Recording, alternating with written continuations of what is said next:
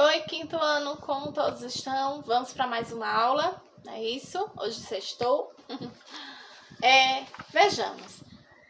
Dos assuntos dados, nós agora vamos para a página 18. Eu espero que vocês tenham feito aquela atividade que eu coloquei para casa, né? É diferente um pouco o tempo que nós temos aqui para o tempo que nós temos presencial. Às vezes é possível acelerar, às vezes a gente dá para frear. Então fica bem conturbado, mas eu volto a dizer, se caso eu coloque alguma atividade a mais, eu sempre vou estar expondo para vocês aqui, tá certo? Não se preocupem quanto a isso. A gente vai procurar manter o mesmo nível de aula para todo mundo, tanto os que estão lá na escola como para vocês que estão online.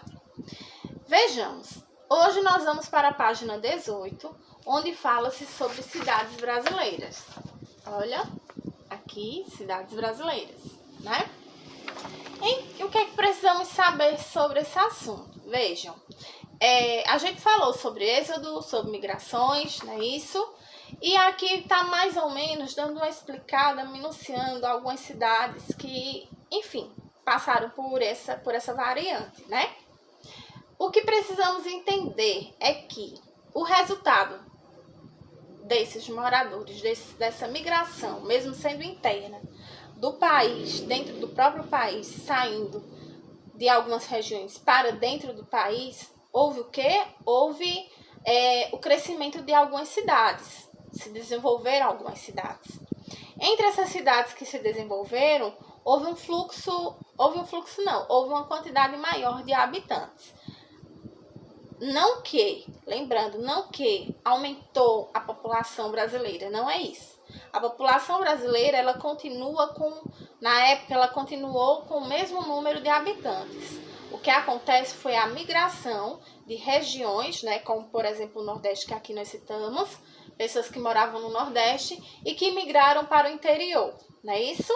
Devido a essa migração, a esse número populacional, houve com que nestas cidades houvesse um número maior de pessoas, essas pessoas acabavam ocupando esses espaços e, consequentemente, surgindo aí outras cidades. Pois é.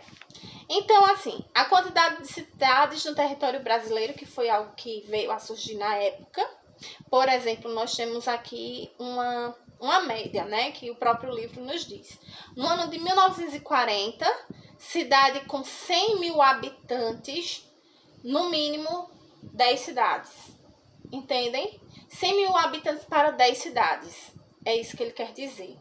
Já no ano de 2020, 300 cidades com mais de 100 mil habitantes. Então, olha só, olha o tanto de cidades que vieram a eclodir, né? Já nos anos em que nós estamos, e a quantidade de habitantes que possuem nessas cidades. 300 cidades com um número de 100 mil habitantes. É bem considerável, né? Se vocês observarem aqui, voltamos a vir aqui no mapa, nós vamos ver que sempre a região litorânea do Brasil é uma região muito mais ocupada, né? Ou seja, são 100 habitantes localizam-se nas áreas litorâneas, na grande parte. Nós temos essa atividade, que diz o quê? Pergunta-se o quê? Tem que se observar o mapa, tia? Tem. O mapa é que vai nos dar as respostas. Diz assim: as cidades brasileiras com mais de 100 mil habitantes estão localizadas apenas na região sul, sudeste e áreas próximas à faixa litorânea. Justifique sua resposta. Verdade, né? Nós vimos que a migração, na época da migração, muitos foram para o norte, para o sudeste e para o sul. Foram as regiões em que mais se prenderam a essa migração. E grande parte, hoje nos dias atuais, a gente observa também que há um número maior de pessoas localizadas nas áreas litorâneas, pelos motivos aos quais eu já tinha dito a vocês. Questão de, vamos dizer, de favorecimento de empregos, né? De acordo com o mapa, o estado onde você mora tem cidade com mais de 100 mil habitantes? Enfim, Pernambuco. né? Pernambuco, será que Pernambuco vai ter cidades com mais de 100 mil habitantes?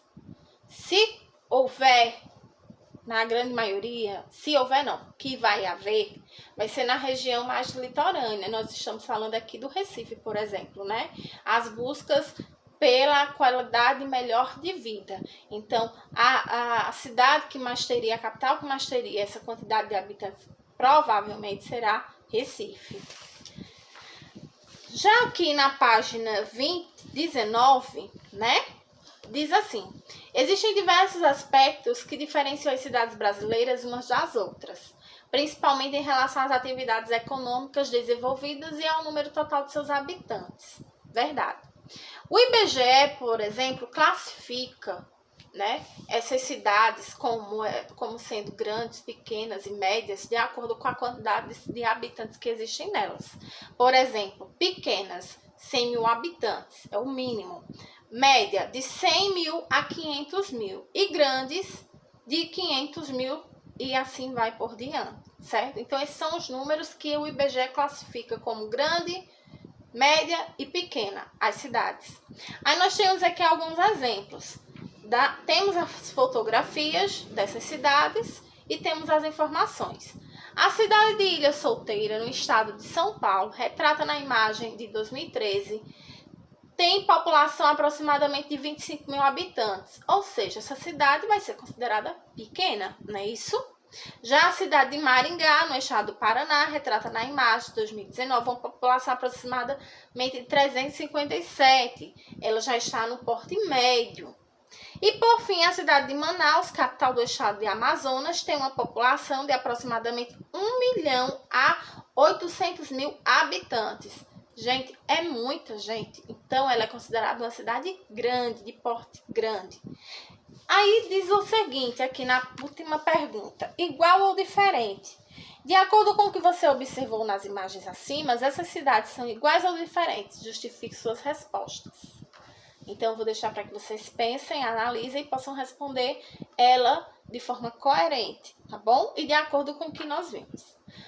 Turma, por hoje é só. A nossa aula se encerra aqui, certo? Se houver mais algum detalhe que eu queira acrescentar na aula presencial, eu repasso aqui para vocês. Por enquanto é só, turminha. Um beijo bem grande, tia Patrícia, e até a nossa próxima aula. Fiquem todos com Deus. Tchauzinho.